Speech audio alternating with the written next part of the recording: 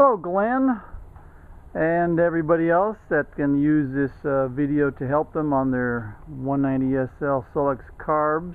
I got your phone call and discussed the flooding issue that you're talking about. So I'm going to try to go over all the aspects of what could be causing the carburetor or carburetors to flood. I'm going to be doing macro for most of the activities, so it's going to be a little out of focus right now. So what we're doing is looking at our 190SL engine, and we got the big air log, and chances are you're going to need to take the air log off so you can have access to everything, but we will go over some stuff that does not require the air log to come off, as well as stuff that does require the air log to come off. So what we'll start with is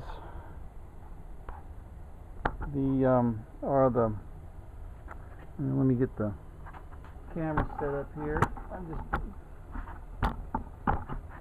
sorry about this, doing this flyby the seat of my pants, and I'll do the best I can here.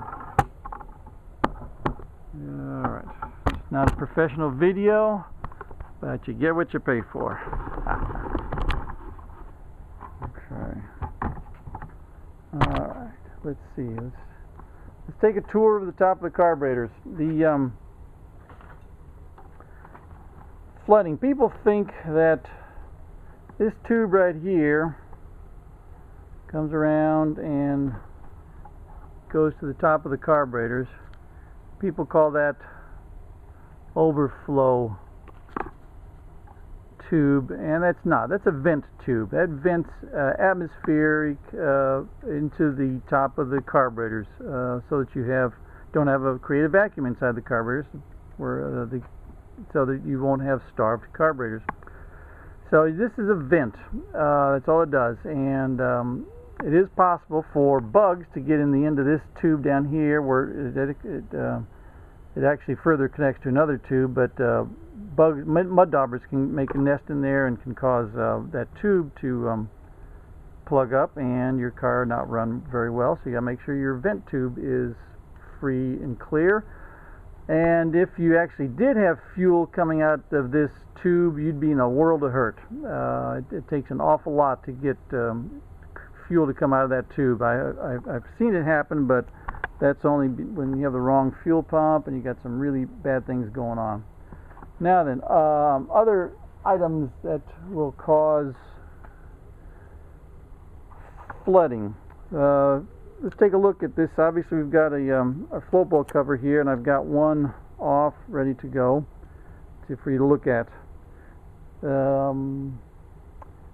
Let's consider the needle and seat. Very remote possibility that the needle and seat is loose, so you have to make sure it's screwed in tight. Also, obviously, you have to make sure that its little needle is working and it's not clogged. And so you can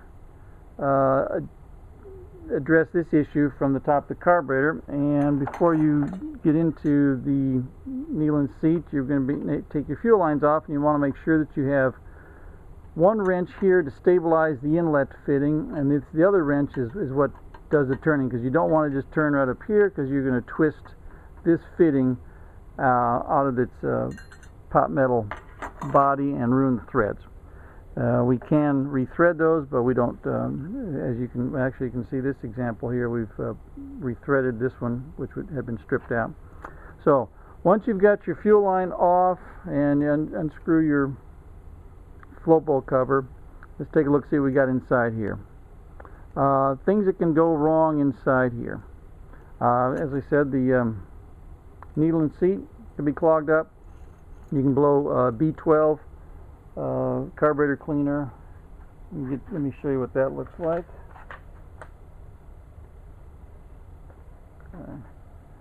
This stuff right here, this is the greatest thing since sliced bread. It takes care of carburetors and kills cockroaches. And you spray that carburetor cleaner down through here and make sure you got unclogged needle and seat. Now, let's assume that you need to check the float level, And you do that with, I'm trying to put this gasket in place, but it's shrunk, so it's not important. Anyway, you're going to check your float level, and that's is done. You'll notice that you have there's a round circle. I took and rubbed this on a piece of steel, and you've got this round circle down here, and that's your reference point. That's a factory reference point for setting the float level. The gasket shrank. Okay, now it's down. So what you're going to do is you're going to let the float just rest against the needle, and then you get your ruler here, and you can't see it very well. I mean, it's not going to stay in position. Anyway, what you're looking for is 37 millimeters from this point with the gasket to this point right here, the top of the circle. And you want 37 to 38 millimeters. And with the float just resting comfortably, no pressure on it. Another possibility of where the leakage could come from is if the float has sprung a leak. They do spring a leak periodically, no idea why. They get a pinhole in them and will fill up with fluid. And obviously if your float is in this position and it fills up with fluid and drops down, that means the needle and seat is unrestricted and totally unrestricted fuel flow. The other possibility is this stand right here that supports your needle, that supports your float. That stand is pressed into the pot metal body. It's got splines, so it won't rotate, but it's physically pressed into the body, and these periodically will actually come loose. And if it drops down, it has the same effect as having an unrestricted needle and seat and fuel flowing in unrestricted. So that could also cause your flooding. Anything else here? No, nothing else there. Alright. Next, we're going to go into the carburetors themselves. So let's lower this down. Okay, I got to do some more. Sorry about this. Got to do some more tripod work, because we're going to look inside the carburetors, and it's not possible to do when they're on the car, but you can use a mirror and probably get close. But this is the nice thing about having this engine out of the car. This is one we just freshly rebuilt and getting ready to bench test it. So let's see if we can get a clear picture. Alright, now we're looking inside the barrel and see if we can see. Okay, there we go. Next possibility for cause of flooded carburetors is what's called the pre-atomizer, and that is that item, looks like a circle. That's this guy right up inside here. Where's my pointer? That's this guy up inside here. I can't do the light and point at the same time. Alright, so you can see the circle. Alright, that circle is it's called the pre-atomizer, and it's what allows the Venturi effect to pull fuel into the throat of the carburetor, and that is held in place by a jam nut and screw. Let's see, we can come over here and see the best example is over here. Alright, right here is the jam nut. Where's my finger? Okay, that's the jam nut and screw holding the pre-atomizer in place. I apologize for the lousy camera work. Anyway, the end result is if that jam nut or screw comes loose, or the pre-atomizer collapses, which they will do, you're going to have a gap between the upper contact point of the pre-atomizer and the inside of the throat. And this is purely a mechanical connection. There's no seal, No gasket, nothing. This is purely mechanical, and what you have to do is screw down on the jam nut tight enough that you have a mechanical seal, metal to metal seal, that won't leak fluid, but also will not collapse the pre-atomizer, which is pot metal. And the unfortunate part is that these, after 50 years, that pot metal will start to migrate or collapse. What happens is you have a huge fuel leak right at this point here, because this is a direct pathway into the float bowl. There's a like a 1/4 inch diameter hole or passageway where fuel will come pouring out. That's and the best way to test for this is, since you won't be able to see it on the carburetor unless you're using a mirror, but the best way to test for it is to stick your finger up in there and put your finger in the little circle and wiggle. If you can wiggle that thing, it's loose. Here's a better example right here. You can see this one's completely exposed. This one won't be leaking during normal operations. I mean during idle, but it could leak once you get underway. But that's only if your second barrel butterfly is leaking air. Otherwise, this one won't leak until you till you engage all 4 barrels, all 4 butterflies.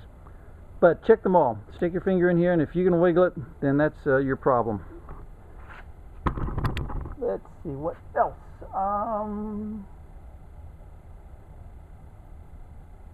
Fuel pressure is very critical. Make sure you don't have, but you didn't have any trouble with fuel pressure before. You described this as happening after it warms up, after the carburetor, the engine warms up. So that's leading me to believe that the pre-atomizers are probably loose in here, or you've got something else going on inside the float chamber. Trying to think what else. Obviously, this could be a mechanical problem, since you described it as happening. I'm not sure all at once is the proper term, but it's like maybe flipping a switch or something. So what comes to mind is it could be a linkage issue. These jam nuts can come loose on these balls, and then this becomes a self-adjusting linkage. And so at idle, if you have any questions whatsoever, I always tell people to pop the linkage apart so that the carburetors are then independent of each other, and make sure that once you have a nice smooth idle and they seem to be drawing properly, and then you pop this linkage back on, that nothing changes in terms of the idle. So that means the carburetors are synchronized. They're both pulling the same amount of air. Oh goodness, so many things to consider. Trying to think, make sure nothing has fallen out. The idle mixture screws should not have gone any place. Make sure that you've got your little jam screws in place down here. These little screws are in place. Nothing is missing there. This screw is critical for choke, making sure you have a choke in the morning. Without that, you don't this doesn't choke. Doesn't operate the idle speed, rather, for when you're trying to choke in the morning. Sorry for the stream of consciousness dialogue here, but I'm just trying to think, trying to cram 40 years of knowledge into 15 minutes video without a script. Another possibility is make sure that you don't have any leaks, any intake leaks. These rubber gaskets that go between the body of the carburetor and the intake manifold, make sure they're not leaking, because you described the problem as happening after you warm up the car. So once it gets warmed up, what I would suggest is taking your spray can of B12 and spraying every conceivable surface that you can think of, and seeing if the idle changes. So as the car is idling, you're going to be busy spraying. I won't do it on this fresh engine. I'll do it on my test engine over here. Alright, so let's say you're idling, and what you can do is spray right there and see if the idle changes. Then you go over here, spray right there. Then you come here and you'll spray around the rubber gaskets. And you'll spray every surface that you can think of. You can spray the carburetors. It won't hurt the carburetors. Spray it, see if the idle changes. And if it does, that means you got an air leak at that point. And whether or not the air leak is critical or a problem depends on how much the idle changes and where the air leak is. You will have some air leaks. There's not much you can do about that around the shafts in particular, but it's going to be fairly minimal. I don't know. I hope this helps a little bit.